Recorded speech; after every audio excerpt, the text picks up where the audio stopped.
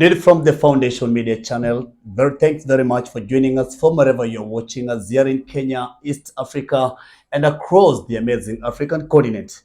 Today, we are just hosted by the chairman of the Kayole North DCC, and is also the pastor in charge of AIC Kayole North.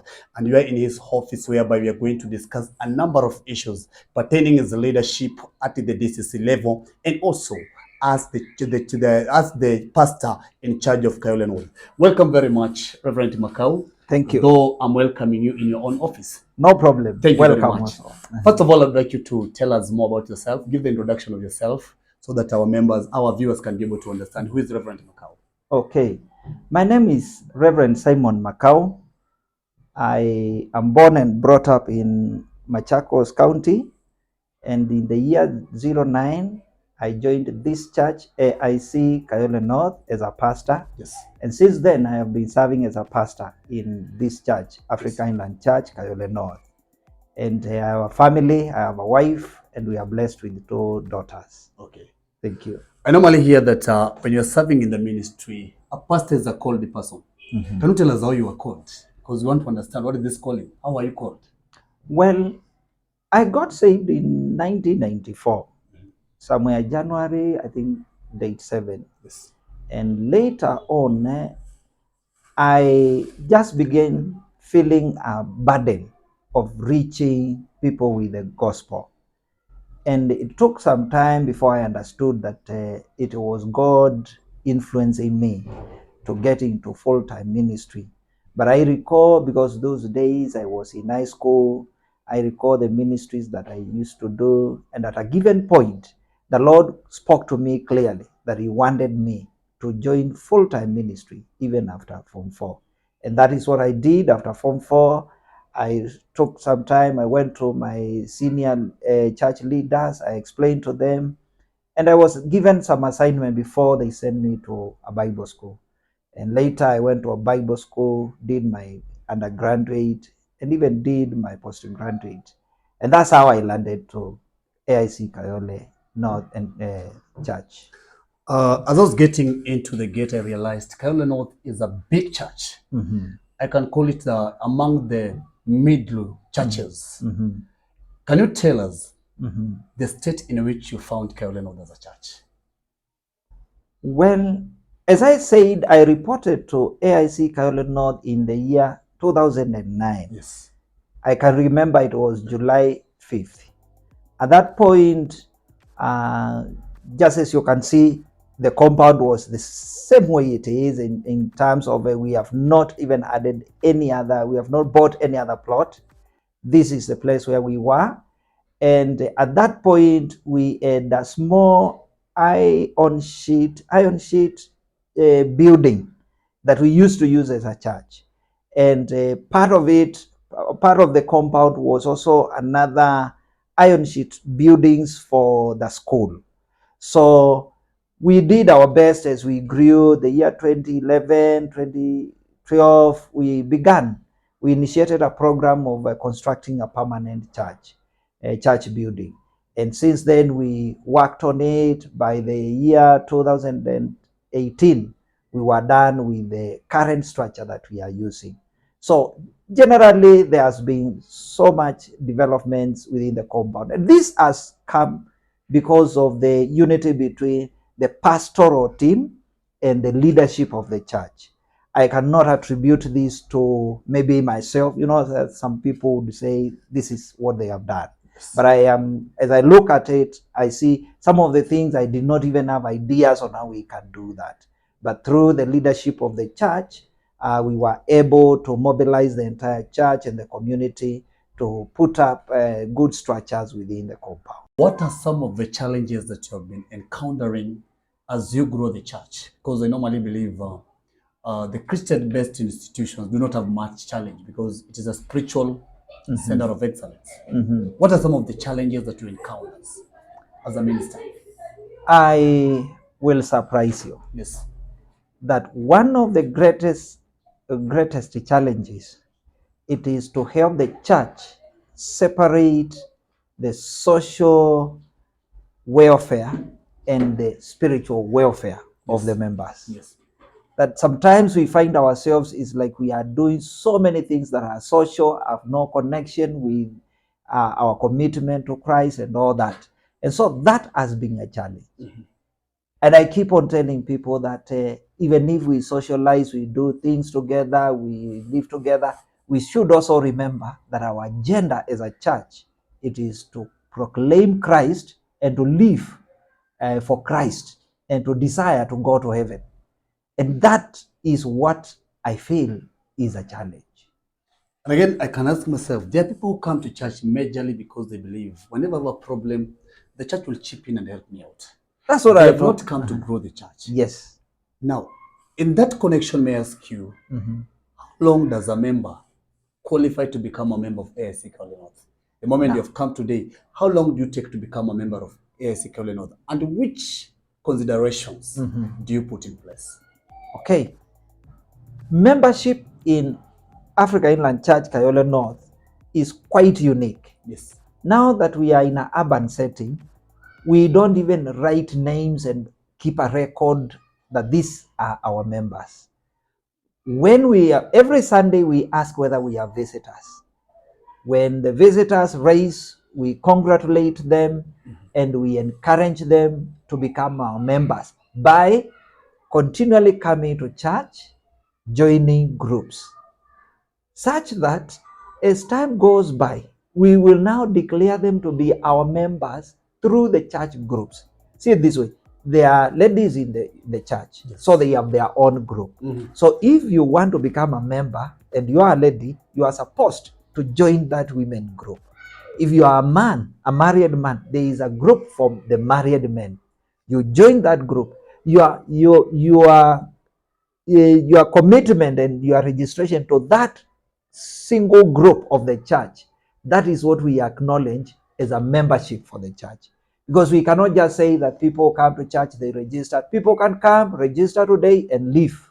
But if we can see your commitment in groups, whether the youth, whether the ladies, whether the men, then we acknowledge you as our member. Now, their members, for example, have come and have stayed here for like, let me say 6 months, Yeah. or even 1 year. Mm-hmm. And I've not committed myself to join any group. Mm-hmm. Now, a problem has come. Mm-hmm. How do you deal with such an issue? This is urban setting. We do not recognize that person because there are so many people who are passing by who really knows you. We can only recognize you as a member through a group. If you are not a member of group, there's a word that my church members usually say, that that person belongs to the pastor. Meaning that in case you have a challenge, the pastor alone will walk with you, but not the entire congregation. Because the entire congregation, you can only benefit from the entire congregation if you are a member of a group. And for your information, we have over 20 groups in the church. Not only men, women, youth. We have a group for the Sunday school. Within the church, there are groups that we call Christian education departments. There are groups you will find like the ladies, they may have like 10 of those groups. You will find men, besides the men fellowship, they have like other 5-6 groups within themselves. There are choirs, there are prayer fellowships. Then really I will ask, if you really want to become a member of the church and you can't fit in any of these groups, then there is a problem. So we usually say, if you have been coming to the church and you have a challenge and you don't belong to any group, the pastor walks with you alone. But if you want the entire church to be involved in your event or in a challenge that has come across you, then we will say you'll need to be part of the group, because that group will help us even to support you. Thank you. Members, if you're just watching there and you're a member of a church, it is important for you to understand that don't just come to church and complain when you have issues. And yet, the simple measures put by the church you cannot follow.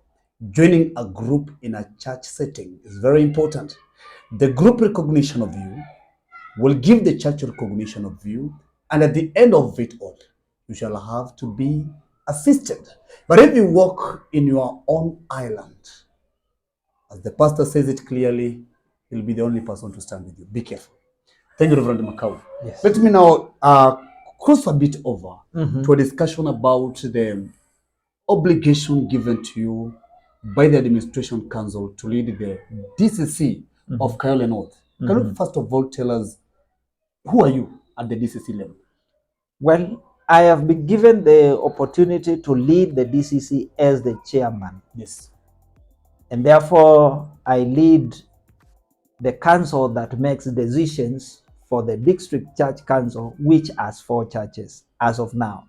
We have other 3 which we are working with, making sure and encouraging them to join our district council. Yes. But my responsibility, it is to help come up with policies and influence even the district church council to follow the policies that we have made as a chairman. Do you have an obligation of ensuring that within your district area, you grow more churches and you open more branches to make the DCC upgrade? As I have just said, we began the district church council with 4 churches. Yes.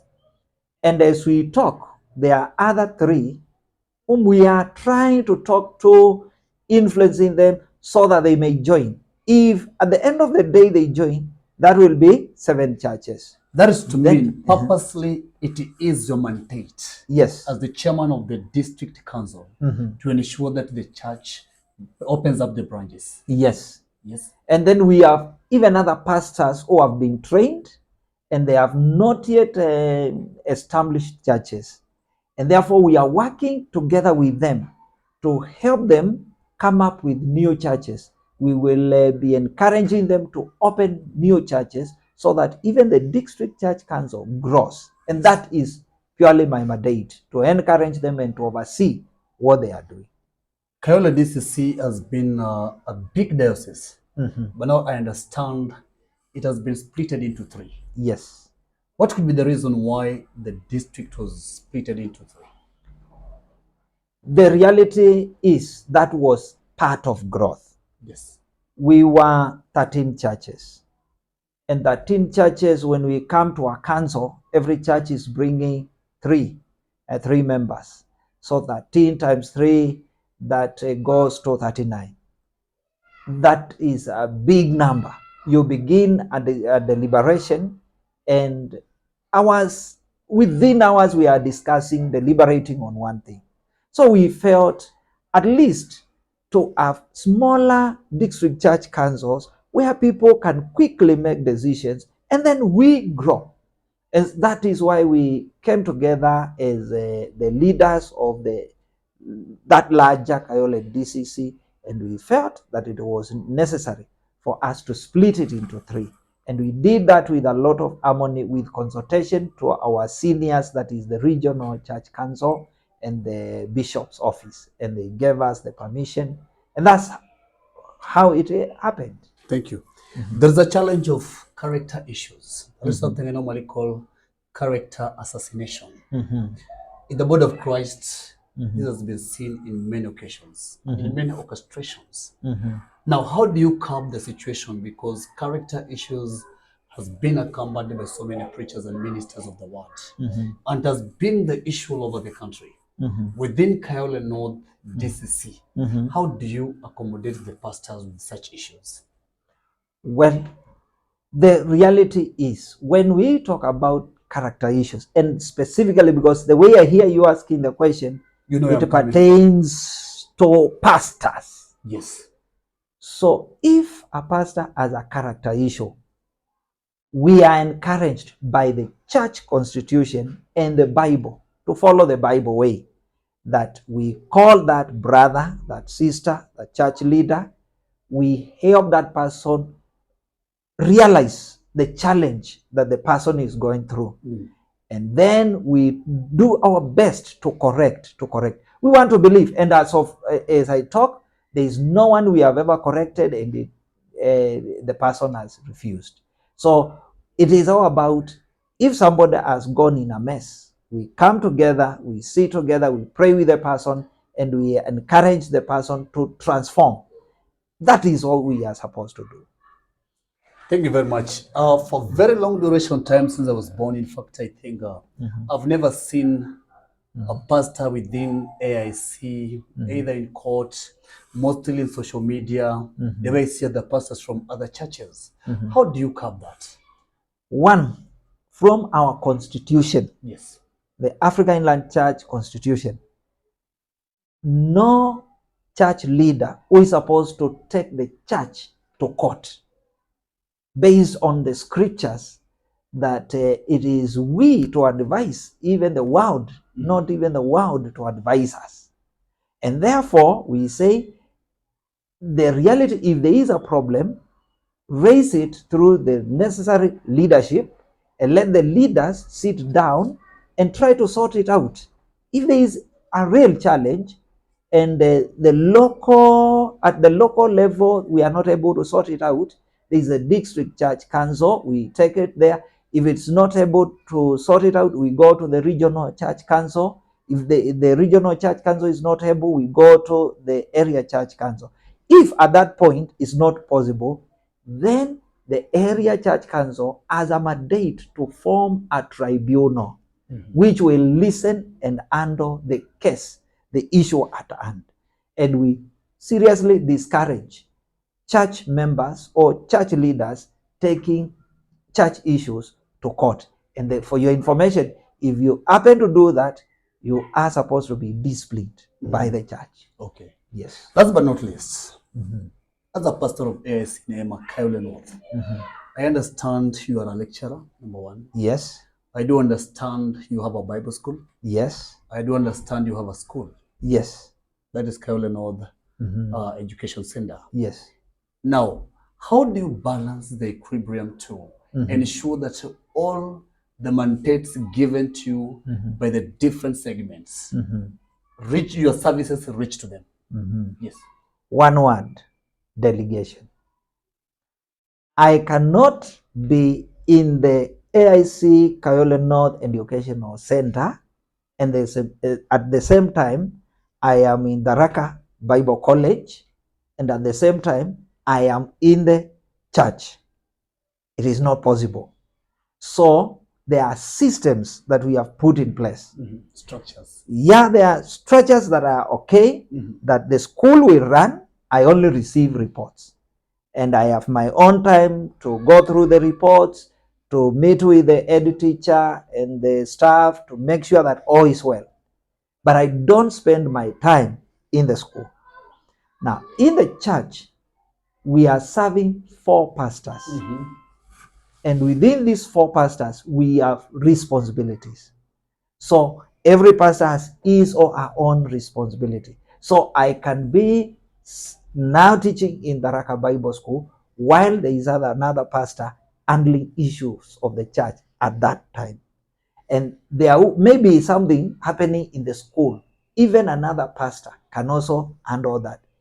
Thank God we have elders whom we work together with, and they are also committed in the church and in the school.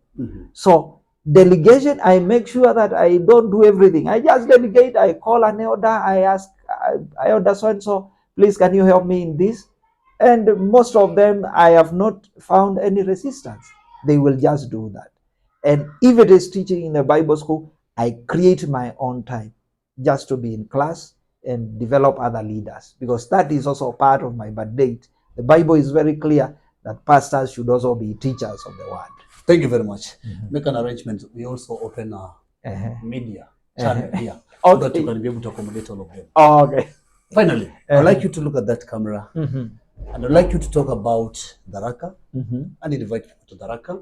Talk about Kayole Education Center, invite them to Kayole Education Center.